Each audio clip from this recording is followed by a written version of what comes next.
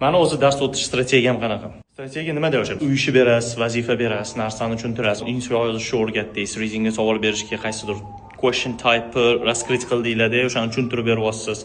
Boshqa keyin nima anaqa hamma o'quvchilarim nega mani maksimalni tez natija ko'rsatishadi? Da, tipa 1 yil o'qiydi, 1 yil listening reading qiladi, 5,5-6 ham ola olmaydi. Manikilar 3 oyda уже bemalol 6, kamida 6 olib chiqadigan bo'ladi. Nimaga? Chunki men ularni majburlayman. Da, strogi bo'lish kerak, qattiqqo'l bo'lish kerak. Uy ishi beraman, uy ishi ko'p beraman. Jismonan ko'p beraman. 100% uy ishini bersam, yarmini qilib kelsa ham bu zo'rda. Bilaman 100% ni qilib kelmaydi. Kamdan kam 15 tadan bittasi 100% bergan uy ishini qilib keladi, qolganlari u narsani qilmaydi. Da o'sha yarmini qilsa ham o'sha 100% dan 50% ni qiladigan bo'lsa ham, zato o'sha yetarli deganida, mana shu bolaga. Mana shu narsa o'sha yetarli. Qanaqa motivatsiya? Ularga dars qilib kelmadimi? Mana shu o'tirib, mana shu darsini qiladi.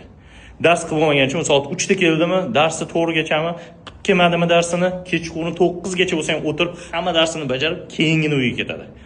O'sha majburlab dars qilishga majburlaganingizdan keyingina mana shu o'quvchilar shu narsani qilish boshlaydi.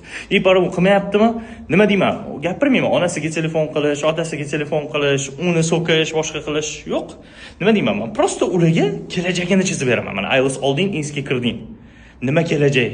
Nima ko'ryapsan? Da, tipa qanaqa hayot, qanchalik mana INS'ga kirgansan, muvaffaqiyatli ishing bor, tanishlaring, boshqa krug, normalniy. Agar xo'p deyman, agar olmasang-chi, nima bo'ladi? Men INS'ga kirmaning. Hamma oshna o'g'aylaring INS'ga kirgan, o'qib yurishibdi, har oy ko'rishyapti, hammasi INS'ni maqtanyapti, meni univerim mamlaqa, meni univerim mamlaqa. Asan o'sha do'stlaring bilan ko'rishga borganda o'tirasan. Telefon listach qilib, TikTok listach qilib gapiradigan narsa yo'q, chunki INS'ga kirmagansan. Da, u bitta misol, unaqa misollardan 20 ta, tipa, INS'ga kira olmading, keyin uydagilar, например, mehmonlar keldi, qarindoshlar keldi, uyda o'tiribsizlar, uydagilar mazza qilib, dam olib, nimadir nishonlayapsizlar-da. Получается, u keladi, mehmonlar aytadi, "Tam Sobirjon yoki Shuhratjon, yo Nasiba bu yil qayerga INS'ga kirdilar?" deb so'rashadi. O'shanda ota-onalarning yuziga qaranglar deyman. O'shanda pastga qarab o'tirishadi.